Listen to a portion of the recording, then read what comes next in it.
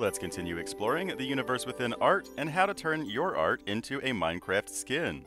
I'm your host, OmLedu, and recently I've been making my very own skin, so I wanted to share what I have learned with you so that you can do it too.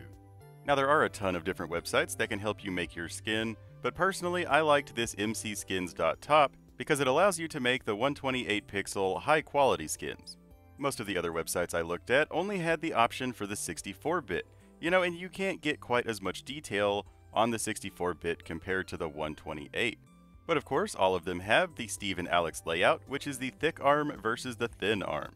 And you'll even be able to change that when you upload it into Minecraft, so it really doesn't matter which model you choose. Then of course, you can change your position to make it easier to reach some of the more awkward places like under the arms or on top of the shoulders. You can also toggle some of the body parts so that you can get to like the underside of the neck or the top of the legs. It took me a minute to figure out how to access those, but you do it just by turning off certain body parts. And then of course we have a wide variety of tools for you to play around with. Two of the basic ones are the paintbrush and the spray can. You can change your color palettes down here with all these colors, and then selecting one of the drawing tools will just allow you to simply draw on top of the skin.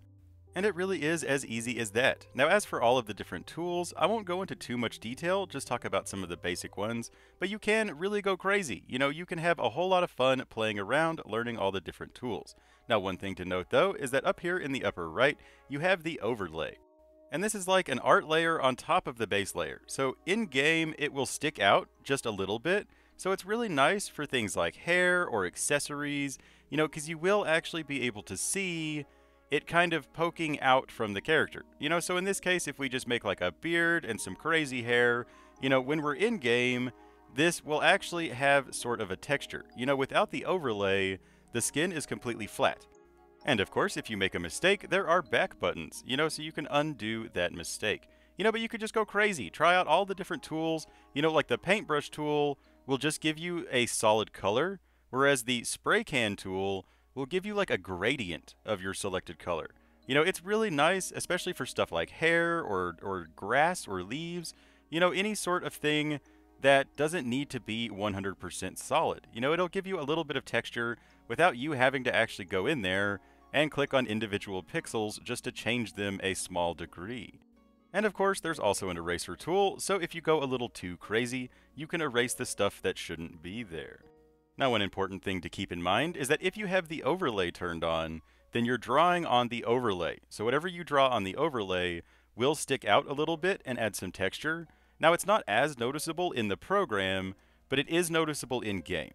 So if you want to draw like a pattern on the shirt or something like that, you probably want that sort of thing to be completely flat. So just be sure to turn off the overlay for the section that you want to draw on if you want that section to be completely flat. Again, having the overlay turned on will overlay whatever you're drawing on top of the base design. And so in game, it will stick out by like a pixel or so. And then also, it can be kind of hard to see if you accidentally erase some pixels. Like I poked a hole in his shirt just then. So be sure to drag the character around at different angles to try to find any pixels that you may have erased. Now, erasing pixels can actually be a tool. In game, it'll just be transparent. So it can give you some really interesting texture depending on the type of character that you're trying to create. And then the overlay can also be really cool for things like wristbands or glasses or hair, because it will add some texture to whatever you draw on the overlay. And there are tons of different things to play around with. This picture icon down in the bottom left will save a screenshot of your character as it appears on the screen. This is perfect for sharing your creation with your friends, but it won't actually give you the file that you can upload into the game. To get that file, you simply click Download up here on the top left, and it will give you the PNG file that looks a little crazy, which is perfect for uploading into the game, but not as good for sharing with your friends. You can also open these files in the editor, so if you download a skin that you like, you can open it in the editor to tweak it and make it your own, or if you want to change something about a skin that you've made, you can do that as well. Simply open that file in the editor and then go nuts. And you can even open these files into your favorite photo editor. I like to use photopea.com because it's free, but if you like Paint or Photoshop or any of those things, you can simply open the PNG into that program and edit it from here. This will be a little hard for you to tell exactly what's what, but it does give you a little more control over the detail than using the actual skin editors. And with these, you could even add text or anything that these programs allow. So if you're comfortable with these programs, you could totally design or edit your skin using these as well.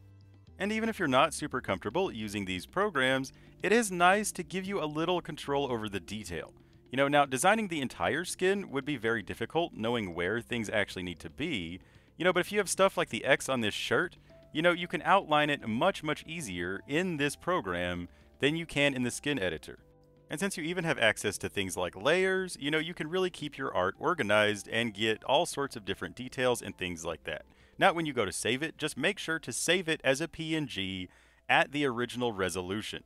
You don't want this to be any bigger or any smaller than it originally was, and you want it to still be a PNG. But once you've made your skin and have the file ready, it's time to hop over to Minecraft. And now let's import it. So you click on Dressing Room down here in the bottom right, just like you would normally change your skin. But then we're going to click on Edit Character, and then we're going to click on this little green icon that looks like a coat hanger. Then we're going to click on the Owned Skin. That's like a blank kind of blocky thing. But once we click on that, we can click on Choose New Skin. And this will allow you to import that PNG file directly into the game. So then just simply choose that crazy looking PNG that you made, and then all of a sudden, you will be able to import it. It will ask you which arm type you want, if you want the thin arms or the thick arms, but that's it. Now you have your own custom skin in the game. And then see, if you look closely, you can see that the beard and the hair sticks out by about a pixel.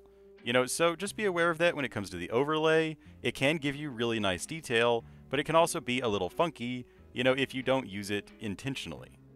And now we got a crazy Steve that we can play as. Now also be aware, if you're playing in multiplayer, for other players to be able to see your custom made skins, they will need to go into their settings and turn on trusted skins, or turn off trusted skins, one of the two.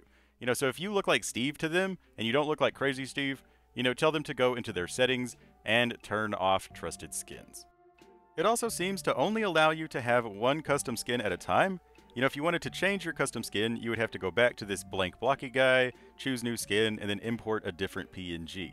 It doesn't seem to actually save multiple custom skins for some reason. If you know about this, let me know in the comments if there's a way to change this. I would love to know. I even asked around, and no one seemed to have an answer for me. So if you know how to save multiple custom skins, where you don't have to actually upload them each time, definitely let me know. I would really appreciate it. Now the skin I used to always use came from the Untamed pack. I would highly recommend this pack. I really love all of these skins. But for a long time now, I've been wanting to make my own simply because I don't actually own this skin. I've been putting it on all of my thumbnails, on all my videos, and even though I give them credits to the pack, I've still wanted to make a skin that's all my own. But I love this skin so much that I wanted to make one that kind of is reminiscent of this skin.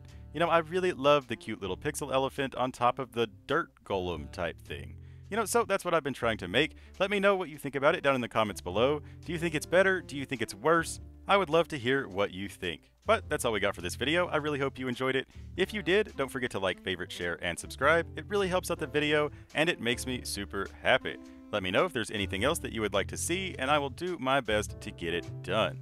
But until next time, I've been your host, OmLedu, hopefully showing you an art trick or two, and reminding you, as always, don't forget to have fun.